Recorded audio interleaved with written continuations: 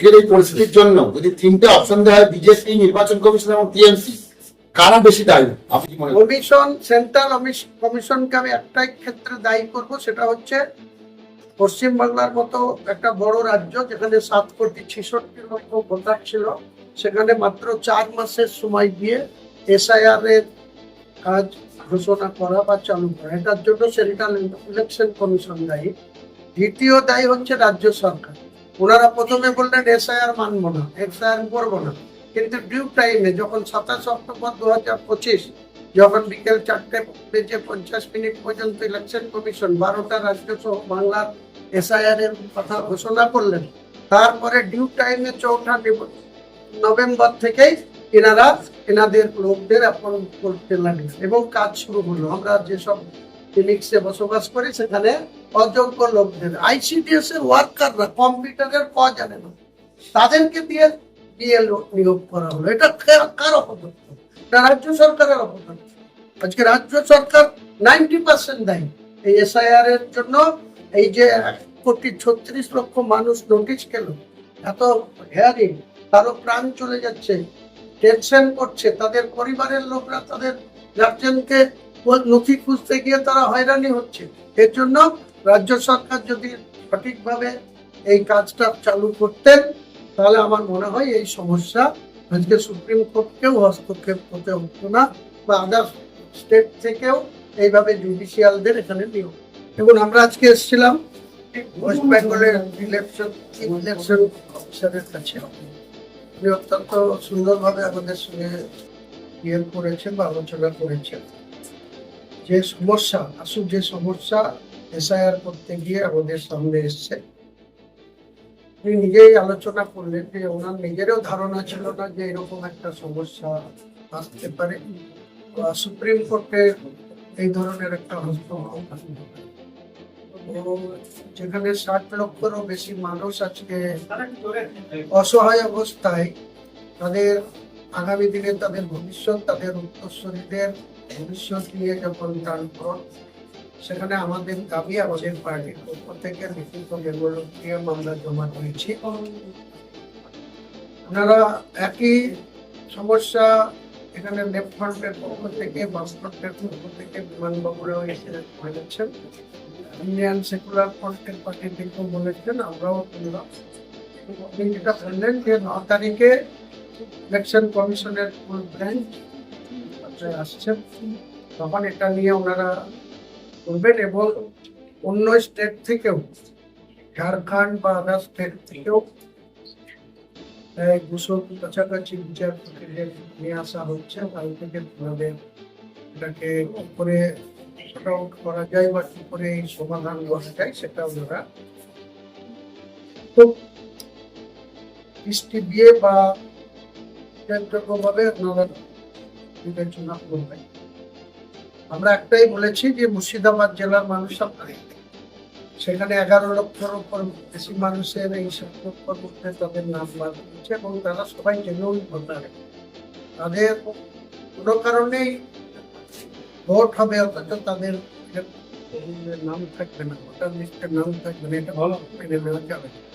সেক্ষেত্রে আমরা জেলা শাসকের অফিস বা টাউনশিপের পৌর দপ্তর, যেখানে ইলেকশনের বুথ হয় বা যারা যেসব জায়গায় থাকে বা যারা ইলেকশনের আধিকারিক হিসাবে থাকেন, তাদের সমস্যা হবে, ল অ্যান্ড অর্ডার ব্রেক হবে, ল অ্যান্ড অর্ডার একটা মারাত্মক ইস্যু হবে। সেটা ওনারা বলেছেন, আমরা চেষ্টা করছি আগামী দিনে ভালো। আমরাও ওনাদের উপরে আস্থা রাখছি, ভরসা রাখছি।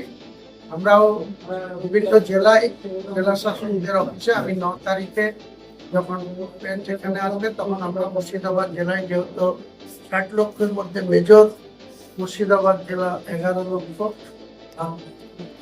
অপেক্ষাকৃত ছোট জেলা মালদা, সেখানেও 8 লক্ষ মানুষের এইভাবে হয়ে কাজে আমরা মুর্শিদাবাদে 9 তারিখে আমরা জেলা শাসকের অফিসে আমরা যে সমস্ত পরিচিত ভোটার বা যারা এই সূচনার মধ্যে পড়ে আছে, যাদের খাওয়া দাওয়া নেওয়া সব বন্ধ হয়ে গেছে, তাদের যদি ডাক দিই তাহলে জেলা শাসকের অফিসে আর পিল ধরানোর জায়গা থাকবে না। কিন্তু আমরা কয়েক হাজার লোক নিয়ে, যেহেতু পবিত্র রমজান চলছে, আমরা শান্তি শৃঙ্খলা বজায় রেখে তাদের ন্যায্য যাতে নাম ভোটার লিস্টে যারা জেনুইন ভোটার তাদের নাম যাতে উঠে, তার দাবিতে আমরা আগামী 9 তারিখে মুর্শিদাবাদের জেলা শাসক অফিসে আমরা যে কোনো দিন আপনারাও চাইছেন যে যাতে যতক্ষণ না এই 60 লক্ষের নিষ্পত্তি হবে ততক্ষণ ভোট হবে না। আপনারা এটা আমাদের মূল দাবি।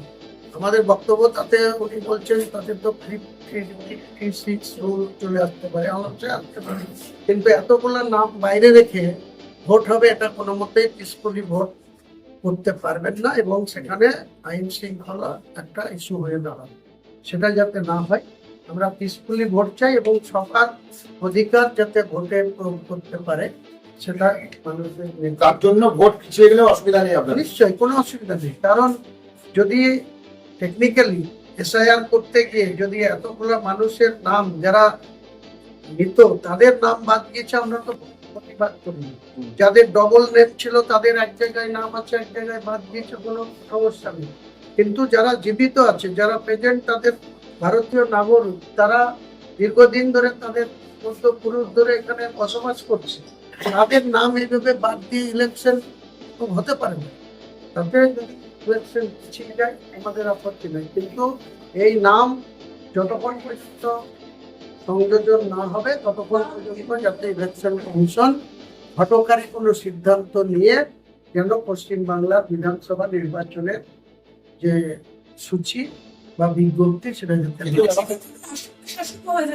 হতে পারে, তার জন্য মহাভারত কিছু অসাধ্য না। কারণ আমরা ভারতবর্ষের দেশ চালাচ্ছে যারা, তাদের রাষ্ট্রপতি মহোদয় তিনিও একজন কনস্টিটিউশন এর সর্বোচ্চ জায়গায় রয়েছে ভারতবর্ষের সংবিধানে, তিনার আন্ডারে প্রশাসন আছে। সেই প্রশাসন যদি 6 মাস চালায়, তাতে যদি সুস্থভাবে মানুষের অধিকার প্রতিষ্ঠিত হয়, অসুবিধা থাকার তো কোনো কথা না। কালকে মুখ্যমন্ত্রী ধর্নায় বসছেন, বুঝতেই পারেন তিনি। আমি মনে করি মুখ্যমন্ত্রী যদি আগে সতর্ক হতেন বা এটা সিরিয়াসলি নিতেন, যদি অযোগ্য লোকদের দিয়ে এই পিএলওর স্থাপন না করতেন, তিনি যদি সতর্ক থাকতেন, যদি কোনো এক্সপার্ট লোকদের দিয়ে যদি এই ভোটার এসআইআর এর কাজ করাতেন, তাহলে আজকে মানুষের এত অসহায় পরিণতিতে হতো না। আজকের এই পরিস্থিতির জন্য যদি 3টে অপশন দেওয়া হয়, বিজেপি, নির্বাচন কমিশন এবং টিএমসি, কারা বেশি দায়ী আপনি কি মনে করেন? কমিশন, সেন্ট্রাল কমিশনকে আমি একটাই ক্ষেত্রে দায়ী করব, সেটা হচ্ছে পশ্চিমবাংলার মতো একটা বড় রাজ্য যেখানে 7,66,00,000 লক্ষ ভোটার ছিল, সেখানে মাত্র 4 মাসের সময় দিয়ে এসআইআর এর কাজ ঘোষণা করা বা চালু করা, এটার জন্য সেন্ট্রাল ইলেকশন কমিশন দায়ী। দ্বিতীয় দায়ী হচ্ছে রাজ্য সরকার। ওনারা প্রথমে বললেন এসআইআর মানবো না, এসআইআর করবো না, কিন্তু ডিউ টাইমে যখন 27 অক্টোবর 2025 যখন বিকেল 4:50 পর্যন্ত ইলেকশন কমিশন 12টা রাজ্য সহ বাংলার এসআইআর এর কথা ঘোষণা করলেন, তারপরে ডিউ টাইমে 4 নভেম্বর থেকেই এনাদের লোকদের অ্যাপয়েন্ট করতে লাগলেন এবং কাজ শুরু হলো। আমরা যেসব ফিনিক্সে বসবাস করি সেখানে অযোগ্য লোকদের, আইসিডিএস এর ওয়ার্কাররা, কম্পিউটারের ক জানে না, তাদেরকে দিয়ে নিয়োগ করা হলো। এটা কার অপরাধ? এটা রাজ্য সরকারের অপরাধ। আজকে রাজ্য সরকার 90% দায়ী এই এসআইআর এর জন্য। এই যে 1,36,00,000 মানুষ নোটিশ পেল, এত হেয়ারিং, তারও প্রাণ চলে যাচ্ছে, টেনশন করছে, তাদের পরিবারের লোকরা তাদের গার্জেনকে নথি খুঁজতে গিয়ে তারা হয়রানি হচ্ছে।